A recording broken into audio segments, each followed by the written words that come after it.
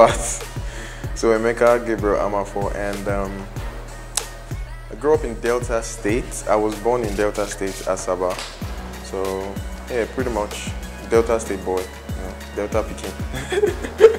So yeah, I'm from a family of 6 kids, including myself. I'm the last boy from 3 girls, 3 boys. So I'm the last child. And yeah, 3 boys, 3 girls. And I lost my dad when I was 10. And pretty much grew up just with my mom. So mommy figure, there was no father figure, just a mom. So yeah, that's pretty much it about my family that I'm going to put out there. So I did like I said, I grew up in Delta State, so most of my life was kind of spent in Delta State, Asaba to be precise. I did my primary school in Asaba, Patricia Group of School, and then I did my secondary school also in Asaba, Demonstration Secondary School. Some weird names. Then I moved to Abuja for my university. I moved to ABJ. Apparently everyone in my family schooled in Delta State. So I'm kind of the only one who moved out of Delta State to school in ABJ. So yeah, I moved to ABJ because of school. So most people kind of think I grew up in Abuja, but I just came here for school and I got stuck in a good way. I moved into ABJ for school in 2010, 2011, thereabout.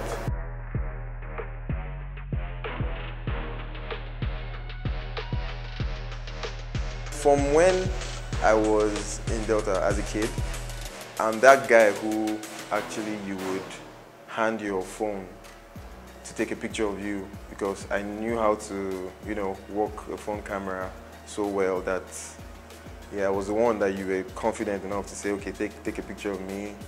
I was always interested in anything that had a camera, a phone, anything that had a camera, I was always interested in it. So then I would say photography has always been there. But professionally, I started 5 years ago when I got my first camera, a 60D Canon. Yeah. Then I would say 3 years ago was when I started shooting and focusing more on weddings than any other aspect of photography.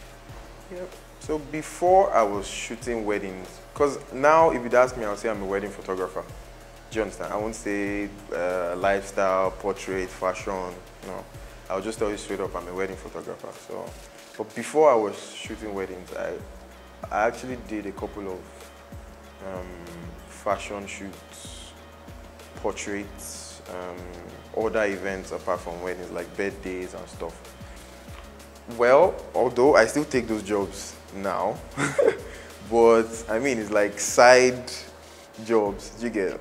I probably won't even be there myself. I'll just probably send my team for events like that. But wedding photography is just the main thing I focus on right now. Even when I started photography, I didn't think that, okay, wedding photography was going to be my thing. It was when I accompanied a friend to a wedding he had. He was contracted to be the videographer at the wedding in AVJ here, yeah. He was contracted to be the videographer. So then I just started off. So I was going with him as like a second shooter. You know this thing we do when you're called for a job, you now find someone, that has a camera to just assist. So I went as an assistant for video, not even pictures, do you get? So when I got there, I had my own camera, I brought my own stuff. Then I just decided to take pictures of the couple because they were looking so good. Like the bride was just looking amazing.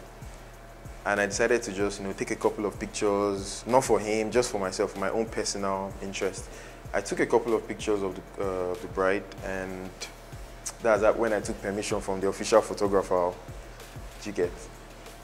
And I went back home and edited those pictures, and I posted them on my page.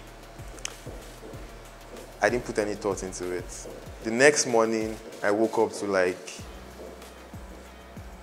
reposts. Do you get? I woke up to like reposts and comments, and people were sharing that particular picture I posted. And I'm like, okay, all right. Like, this wasn't even why I was here. You will see the picture and probably think I was even contacted for the job, but no, this wasn't why I was here. But after that, I started getting calls for weddings. Do you get? And as time passed, when I was shooting weddings, I started to gain like interest and love for it. Do you understand? Like, I started liking weddings more than, of course, we all know that wedding pays more, but it's not about the money. I wouldn't say it's about the money, but you know, a little bit. Yeah, it's there. But there's this interesting thing about shooting weddings. Like, I would say wedding kind of is the combination of a lot of parts in photography. You have fashion in weddings. You have documentary in weddings. You have food photography in weddings. Have you like gone to shoot a wedding and you're seeing yourself taking pictures of, you know, those small chops? That's still part of food photography now. There's I've said fashion. There's editorial, like when you properly, you know, take a proper shot of the bride in. You set up, make a nice setup, a background of the bride. It's still part of editorial. So, like, wedding has a lot of aspects of photography in it. So it's kind of, I would say, it's like the most interesting it's the most interesting aspect of photography. It's just weddings, to be honest. I don't know, because I like to think that I'm an introvert. I like to keep to myself. But then I'm at weddings and you probably see a video of me dancing and just wilding up. Do you get? But after that, my own space. I come back into my own space. Yeah, I was very good. Funny enough, I had an interesting childhood. Only that I can't just put pieces together right now. But I remember in school, I was one of the best singers. Do you see? Like, there was no, it doesn't relate to anything. Like, from nowhere, I could say that. Like, I remember in primary school, actually, I was one of the best singers. I'm that guy who is always on the drama team, choir, this choreography, kingdom dance, all those things. I was always trying to participate in everything. So yeah, I would say I was actually a creative right from time. I can't describe myself as an accidental photographer because like I said before, I've always had that thing for cameras. Do you get? Like, if there's anyone in my family, they will point out to say who would be a photographer, it would be me. Do you get? I feel like my siblings, all of them were all bad at it. No one knew how to take a proper picture. Do you get? I was the one always interested in when they get my mom got a new phone, I'll be the first to check the camera, check the specs, all those things. So I'll say, yeah, it's always been there, but I never saw it like, okay, I want to be a photographer when I grow up. Because to be honest, I don't think anyone said that, like, because photography kind of have like a stereotype to, nobody wanted to be a photographer. Let me say like 10 years ago. No one would actually set out to say, oh, I'm going to study and I want to be a photographer. When I started, I think I would say I was lucky because when I started photography was already becoming a suitable, acceptable profession. So I would say, okay, I started out when it was getting good. Do you understand? And when I asked my mom that I was going to get a camera, that was, I think, yeah. When I asked I was going to get a camera, no biggie, she sent money for it. I got a camera and I started out. I'm sure in her head, okay, he has finished school. Obviously, he's going to get a job. So probably asking for money for a camera is just one of those side, you know, like when you ask for something, when you don't ask a lot and you just ask for this particular thing. I'm sure she didn't put any thought into it. And she sent the money, I got the camera. So I wouldn't even say I hustled to get a camera, I suffered. No, actually, I asked for a camera and I got a camera. What you get? And she didn't think, I didn't think she even put any interest in it. It's when I started, you know, I was not asking for money again. You get? I wasn't asking for, months we passed, I didn't call you to ask for allowance. Okay, like this your photography thing is paying off. Then I'm sending her money. Oh, okay. Now he's the one sending money. Oh, okay, all right. So there was no, she never put any interest in it, to be honest. That's how I put it. She didn't put any interest. She just didn't think much of it. It's just someone, a young guy who just finished school. This is what he likes doing. Okay, let's see how it plays out. And I'll say it played out well fast enough for it to not be an issue. Do you understand? So it played out well fast enough for it to not be an issue. So it's not like the thing was not paying and I was still asking for money and they are not like, come, won't you go and get a real job? So yeah, it played out fast. It played out well fast enough for it to not be an issue. So there was really no time where photography was a problem for my family. And I'm the last child, so there was no expectation. Do you get? So there was no expectation, so I'll just put it like that. So no, I had a smooth transition into becoming a photographer.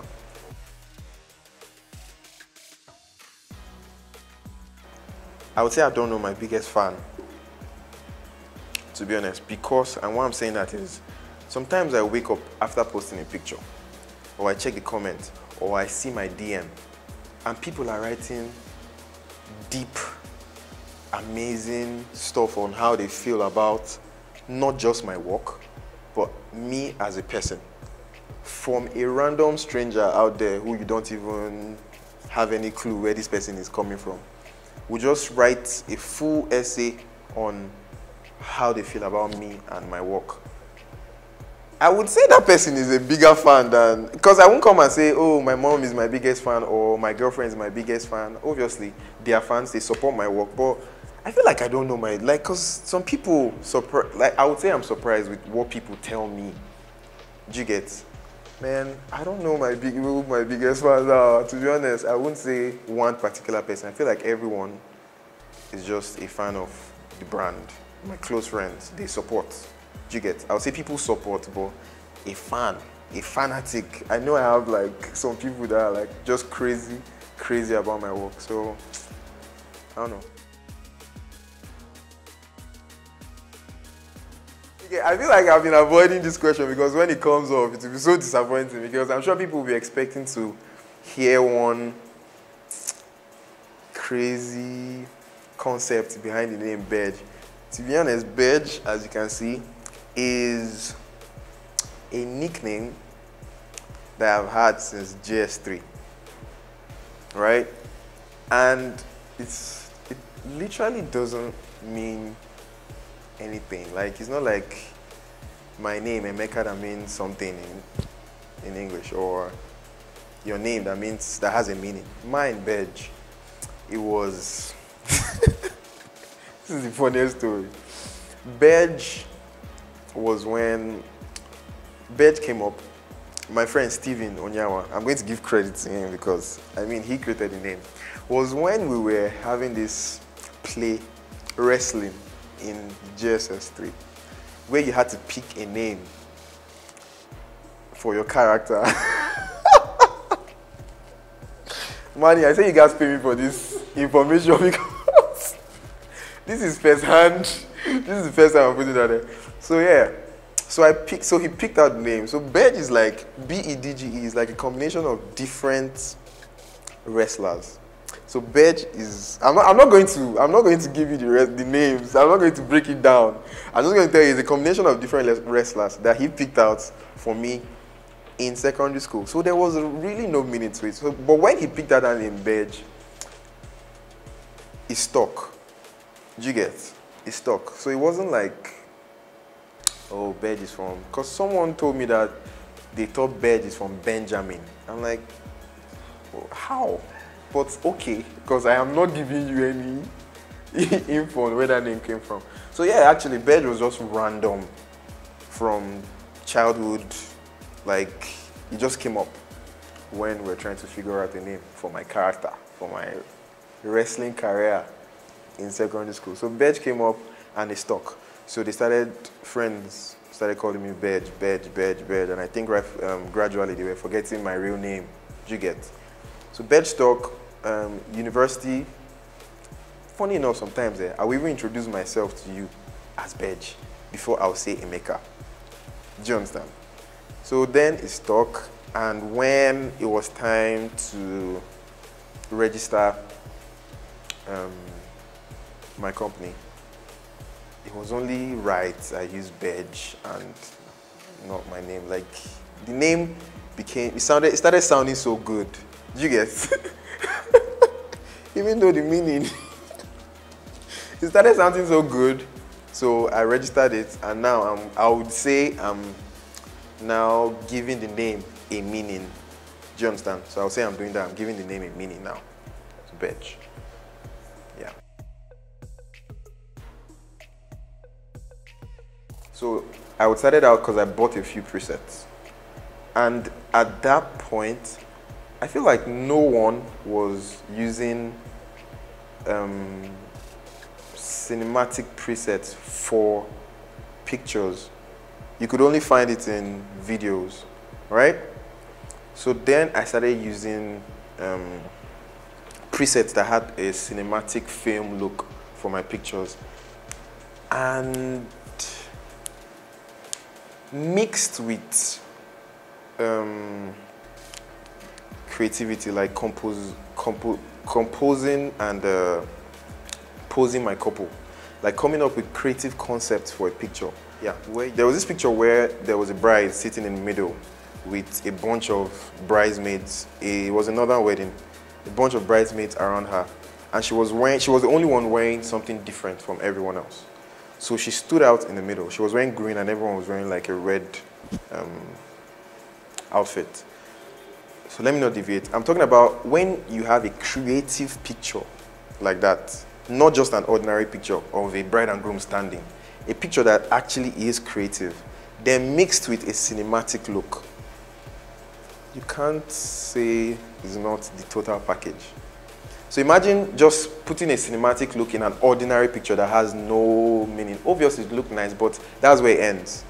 So when you mix both, I think you start getting response from people. Okay, I like this. They're not talking about how the picture looks like a film, like he has a film. They're talking about, oh, the concept in the picture, the creativity.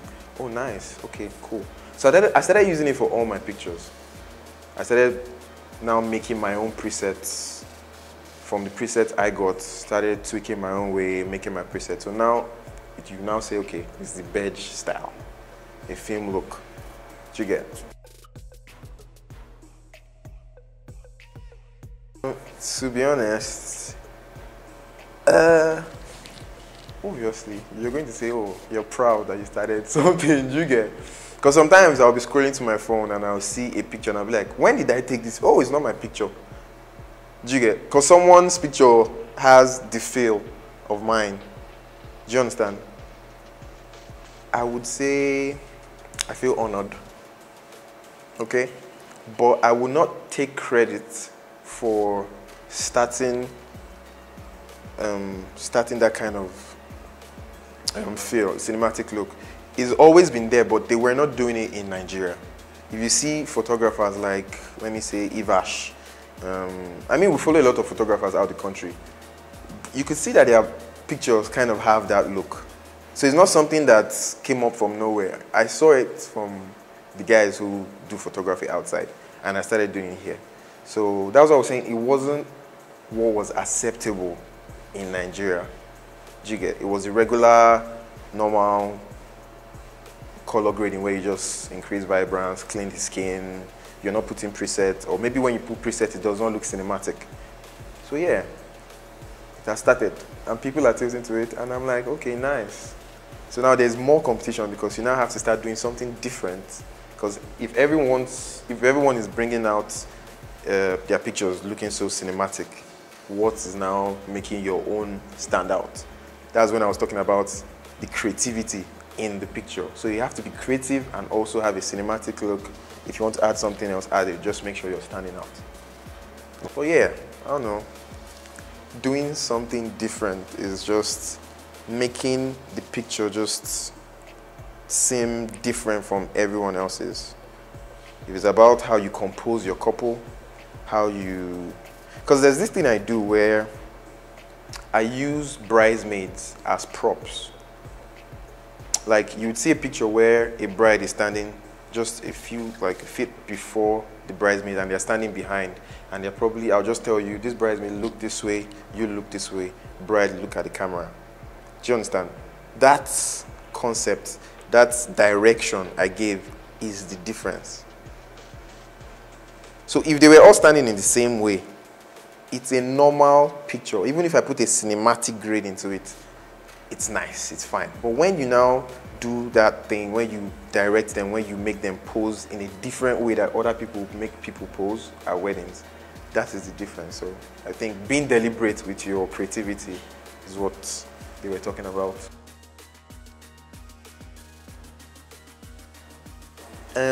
If you see on my bio, it says no DM, no WhatsApp. And that's because I feel like everyone has an email address. Everyone does. For you to be on Instagram, you have to have an email. Did they open Instagram with a phone number? I don't know. But what I'm saying is, I feel most people have an email address, and so, an email address they use. So I would rather you send an email or you call. Even if you call, I'll refer you to the email, to send an email. I feel sending an email is very professional.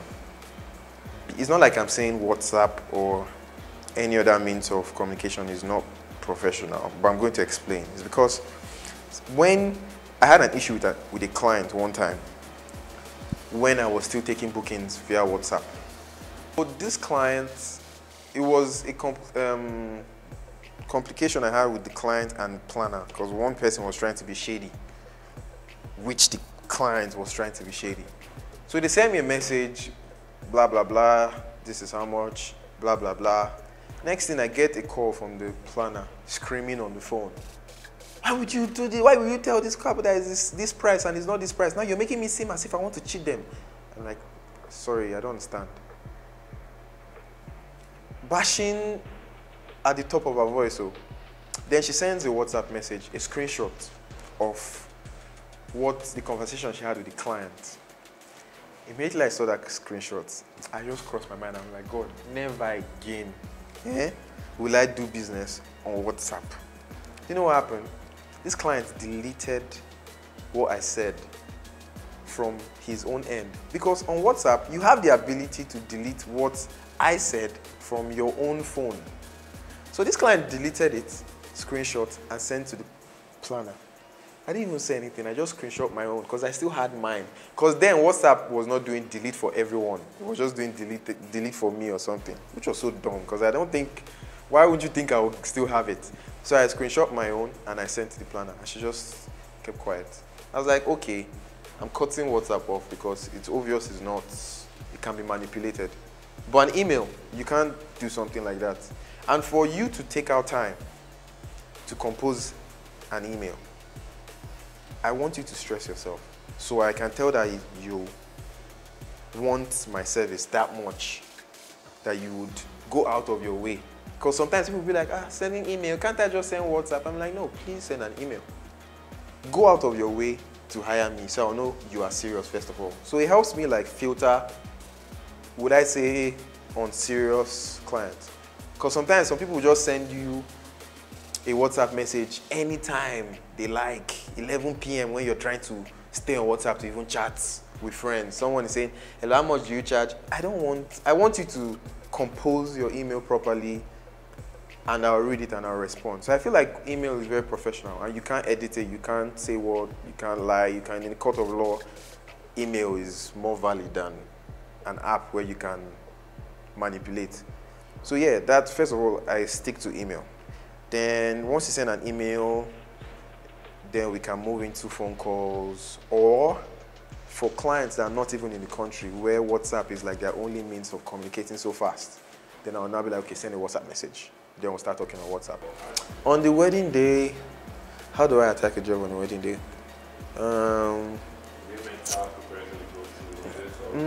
If it's a wedding, to be honest, if it's a wedding outside the country, I would do my research. Probably, I would ask for the venue where the wedding is going to be at, because all those people are more advanced than we are. They have their venues with websites where you can see picture of where you're going to shoot. The hotel has a website, a proper website, where you can check out and see that you have, this is where I would like to take a picture, this is where I'd like to take a picture. You can even take your permit to say, okay, I'm bringing my drone, can I shoot here? You know, it's very professional. So you have to do your research. You have to, for weddings outside the country. But if it's in Nigeria here, if it's in Abuja, I feel like I've shot in every venue in Abuja. So I'm not doing so much research. I just want to understand the couple. I walk in that morning. The first thing is to have a conversation with your bride. Because I keep saying bride because I'm a bridesman. I focus on the bride. I have people that focus on the groom. So have a conversation with the bride. Make sure they get to, that's even if you haven't met them before the actual wedding day. Maybe you didn't do a pre-wedding. The actual wedding day, 2 minutes friendship, you have to create it. You guys have to become friends. You have to know her on a first name basis. She has to be calling you on a first name basis. Make sure she's comfortable and she can, Emeka, where should I stand? Not Mr. Bedge. No. Emeka, what was this? Emeka, do this. Emeka, what should I do? Do you get? Familiarize yourself with your clients. It's very important. I keep telling people, do not have a professional only look when you come in the wedding. Make sure you're happy, you're chatting with bridesmaids, you're communicating. Do you get? Make sure you establish that. Then, I don't know, to be honest, the rest is just easy. Because I think I've done it a lot of times. You can't ask Messi if he still prepares for every match. Obviously, he goes for training. But I mean, he understands that, kick the ball here, do this. So for weddings, that's how it is for me for weddings now. I'm so used to it. I know how it works.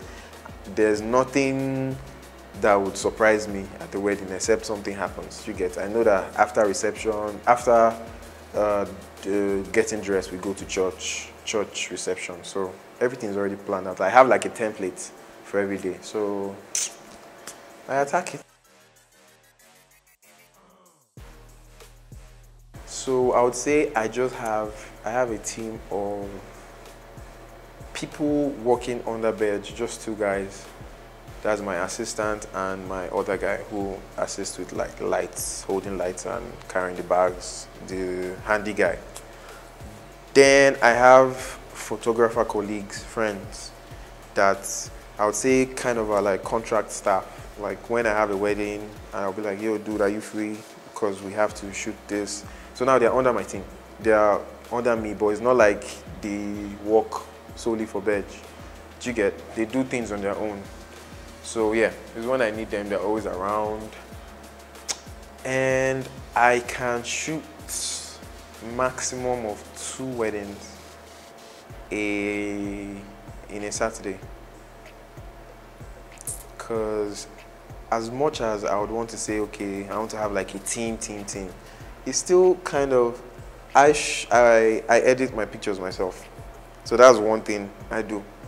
No one edits for me. I edit for myself. So even the assistant guy doesn't even edit. He just shoots.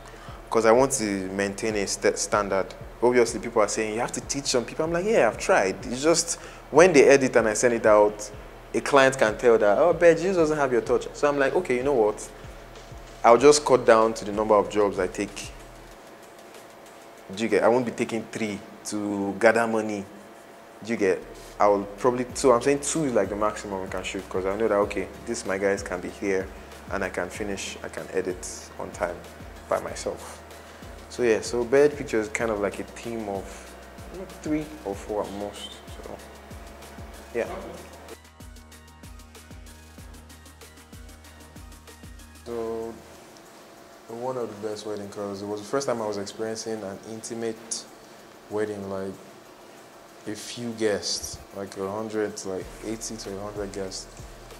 Because I traveled alone, I didn't go with a team. I was alone because I could handle that much crowd. And why this wedding was special? Because of the time we spent before the actual wedding day. Because I know we traveled like 3 or 4 days before the wedding. So we're like in Marrakesh for like, it was like a vacation. You get meeting new people, hanging out, going to like experiencing the city, the marketplace, parties, like before the actual wedding. And on the wedding day, we now had to like make a trip, like an hour trip to like this amazing villa where the wedding was holding. So I think it was just one of the best weddings, man, because it was just more than a wedding, to be honest. It was just an experience. It wasn't a wedding, it was an experience. So that was like one of the best fun memories I had for a wedding.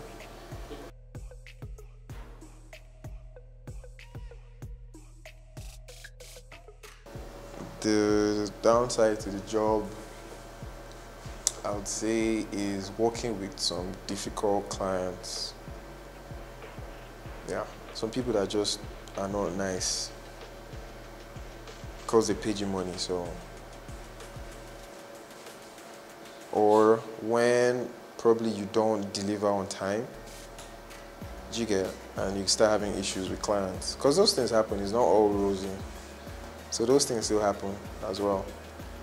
And when you even lose a client's files, because we're working with like digital, an SD card, a card or a hard drive. Because I've had an experience like that where I lost like a client's file. It wasn't funny, man. It was like one of the worst times of my career, to be honest. I was down and out. So it was, I think my being an introvert even helped because I was just in my house for a good reason now. You get? So I wasn't going out that period. It was bad. It was like a cloud, a dark cloud was just hovering around till I had to sort out that issue. But you should understand that, man, it's not your fault because, to be honest, these things happen. These are like equipment. These are fragile things that could just probably get missing or could just fall and just stop working. So it's not like you set out to like lose a client's file. So, but I don't think I've had a situation where my camera wasn't working at a wedding. No, I don't think I've had any, to be honest. It's just one. I had one event I was shooting and I was with one card, and so the DJ is like, he needs to take a picture. I took him, you get, from my card. So I was like, okay, I know what. I gave him the card and he slots it in his laptop. And when we were bringing the card out, I think the card is so old. I think it was that day he just decided, oh, today is the day I die. Do you understand? And the chip at the side where you lock and unlock the card just broke off and fell off. As in, it broke off. like as I held the thing, it just fell off. I think I looked at the card for like minutes. Do you understand? And that was like my only card, 128 gig. So it's not like this is the only way that I was inside. There were like other files. Obviously I've backed up, but you can't be too sure. Because you go home now and your laptop has bumped. Do you get? So what saved me was just because I had first-hand knowledge on how to fix these things. And YouTube, which is your Holy Spirit of photography, saved me, to be honest. So I checked and I realized that you can put like a masking tape over that place where the chip fell off.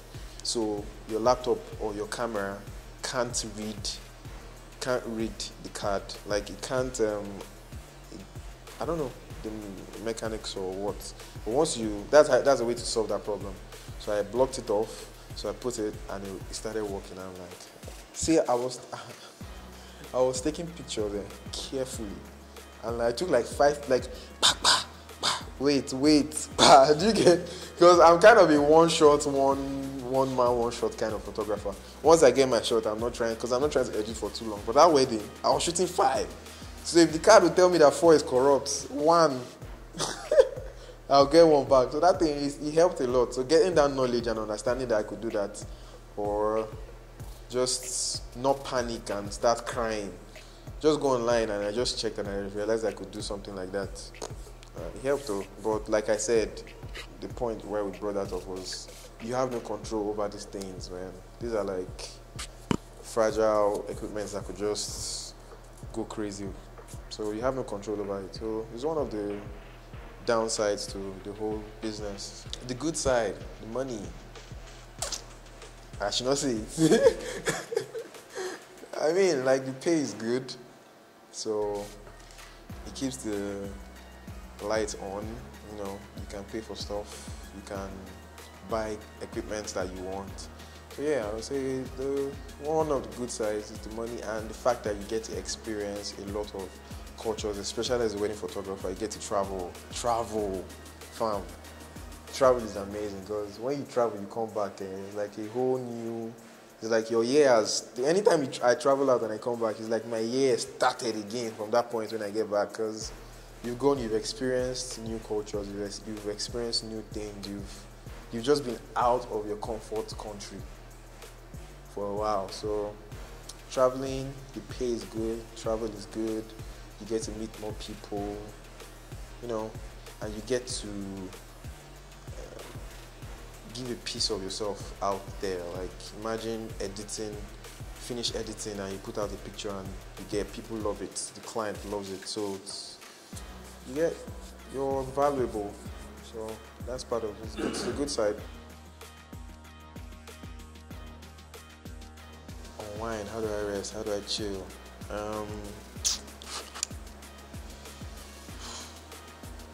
I hate going to the club, man. I don't even go to the club, to be honest. So I would say hanging out with friends. And for some reason, most jobs I have are not in. I'm an Abuja-based photographer, and most jobs I have are not even in Abuja. So traveling to some extent is fun, to be honest. So that's work fun.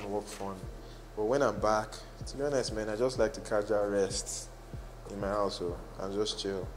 And if there's like probably like a concert happening, you can go or go see a movie. You know, just hang around with friends, to be honest. So I won't even say I'm that going to the club guy or popping bottles. To be honest, I wouldn't lie and say it was a strategy it was like a business plan that I wrote down and I executed. It wasn't, but it played out to be, because when I started out shooting weddings, it was, the most talks were actually from weddings, that my wedding prices, not because of any other part of photography I was doing. It's because of my weddings. And that's because people love my work a lot. And I was getting clients, but I was charging less. And it helped me in a sense that in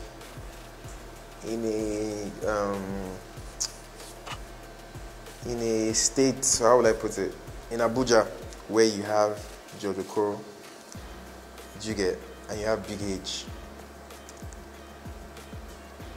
you have names that are like, first of all, how do you even compete with brands like this? So now you want to be charging equal to these guys when you're just starting off. It doesn't, I don't think it's just, I feel like it was just common sense for me, man, to be honest. And another thing is because I was not set out for the money to make money. Like I told you, I asked for a camera, they sent me a camera, I got a camera. So this will give you the idea that I'm not from a home where I can't eat. So I was not into photography because I needed to survive. I needed to eat. No, I didn't set out for the money. So I could afford to let the money chill first and just keep getting the jobs. Do you understand? And I could not be competing with people that are charging so much. So imagine a scenario where, let's say for example, George charges, let me say 100 naira, and there's this kid who's out there. His work is good, but I mean, there's no name yet. Because first of all, you needed to build your name. There wasn't name here. There was just, okay, his work is nice. He knows how to snap picture. And what does he charge? He charges 90 naira. Okay, well, why would I want to pay him 90 naira when I can just add 10 naira and get this? Do you understand? Well, no, don't worry. We'll just bring out 10 naira. But imagine then I was now charging 30 bucks. Obviously now, you pay me, you even hire me, hire this person, hire everybody. Did you get? So I wasn't charging so much because I wanted to win clients. I wanted to get that market. I wanted to get people to come to Bedge. I wanted to get people to come, pay me my small fee just to even like my work. Because I realized that everybody that paid me, they are still using me. Do you understand? People that were paying me so little then, now they are paying me the big money I charge. So now I successfully converted that whole thing into something very valuable, which is difficult, to be honest. Because people were telling me, guy, you're charging too cheap. People will undervalue your work. People will they will not place value to it. I'm like, no wala. So it was recently, I think this year again, I increased my prices. I took my prices up to now, kind of match the markets that people are saying I should match. So I took my prices up and I'm like, all right. And my December is like, I just have one date left in December.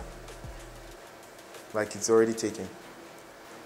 So you can see that, okay, like 2 years back, I wasn't even charging half as much I was charging now. But to be honest, man, it's overwhelming because it's fast. To be honest, it's actually fast. And I don't know, man. It's overwhelming, That's just it, man. I have no words, to be honest. I swear, because sometimes I wake up, I'm like, man, okay. See where we're finding our name now. Like, one time, when Brides, Brides, the magazine, Brides posted my work. I know one of my friends said, guy, like you're bigger than this. Like he knows that I'm bigger than this. That he just like he's not surprised. Like I'm like, I know you're not surprised, but no, I didn't think I would get here so fast. Obviously, we all hope to get somewhere. It's just you probably you probably be thinking, okay, in like 2 years, okay, this is what I'll be achieving, and in like 2 months, you're getting an award, you're getting featured in places that you didn't think you would even get featured. So it's overwhelming, that's what I would say. I swear, that was like the stamp. Verified. We initiate you into the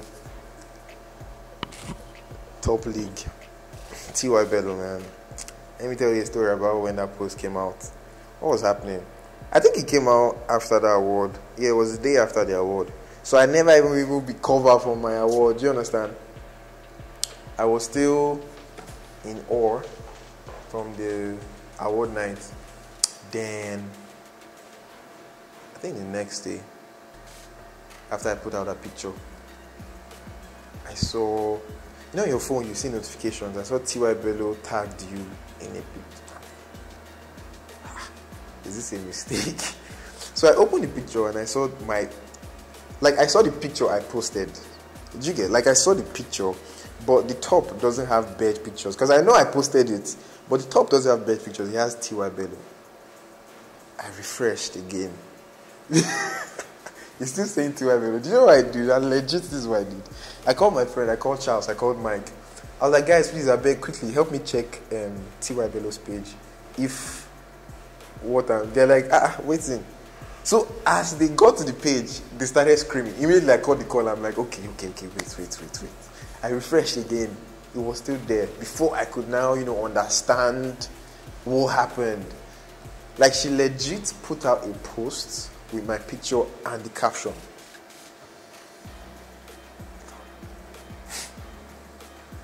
Man, that was huge. that was big, to be honest. We all understand how TY Bello is such an inspiration to every photographer. No wedding, no fashion, not documentary. Like every photographer in Nigeria. So for her to go out of her way, because to be honest, I'll say she went out of her way to do something like that, because she doesn't do it often. That was like the first time I was seeing something like that. So for her to go out of her way to just put out, this is who you should hire for wedding photography, photographer of the year, hashtag. No more. It's crazy, man.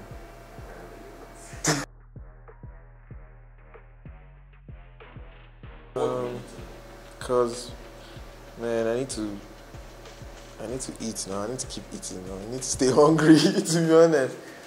When people say you're humble, I'm like, is it because you don't know me, you say I'm humble, or we haven't had an encounter? Obviously. But I've met, I would say, and this is just me saying the truth, to be honest, because I won't even want a different perception of me out there. So imagine saying you're humble, then you meet someone and they say, oh, so he's not even humble, so why did they say he was humble? It's not like I would say humble, because I've met people that I wish I was as humble as they are, to be honest. I've met people that I'm like, man, for this, you've achieved this much, you're actually so humble. Like, I've met people that I admire their humility, and I am not as humble as them. So I would not even want to take that crown. I would just probably say I am calm. I tend to stay on my lane. Do you get? I tend to, you know. I feel like there's grade to humility, Sha. So there are just some people that are just too humble. So yeah, I feel like there's grade to it. So I don't know, man. In life, man, if I say photography, people that inspire me, to be honest, man, in different ways.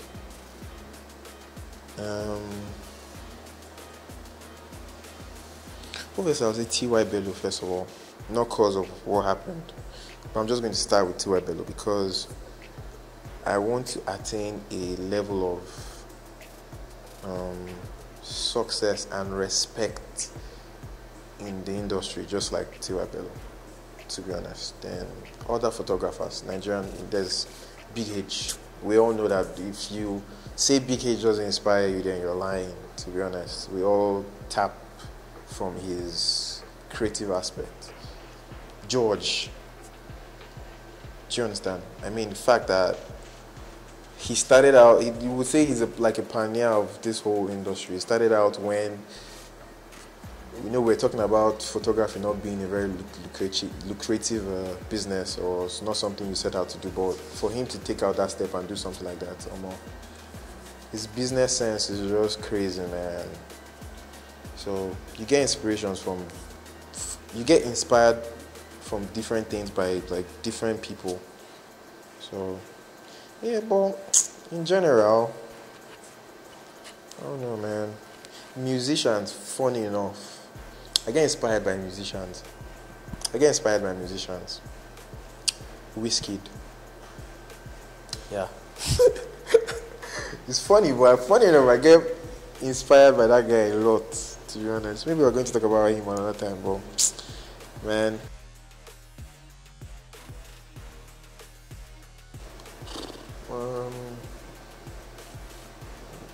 More creative concepts, to be honest. Funny enough, what do they call that thing? Is it the motto or the slogan of the brand? It says, mine is creative concept, but I never put it out there because I just always wanted to be Bedge, without not even Bedge pictures, nothing under, no studios. So I never put it. But it's creative perspective. So it's Bedge creative perspective. Because why it's creative perspective is from my own ends, from my own perspective. I want people to see my creativity from my own perspective. So that's what you're just going to get. Let me not even lie to you. I'm not going to come and tell you, nah. You're going to be choked with a lot of creativity. That's all you get fed, to be honest. And I'm thinking of having a class, but I don't know about class, man. Because I don't know if I know how to teach, because I was never taught, because everything I learned was like online on YouTube. So I don't know if I want to hold a class. I'll probably have like a seminar I talk, like a seminar where I get to just speak with fans or people that love the work. But a master class, let me not give anybody like hope, because people are asking, when are you going to hold a class? To be honest, it's not something I see myself doing, but I might. So as the year goes by, I'm going to decide if I'm going to hold a class.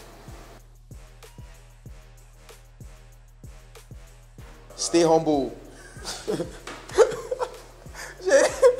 Humility is what we want now. Stay humble, guys. That's the advice for photographers. Stay humble and be creative.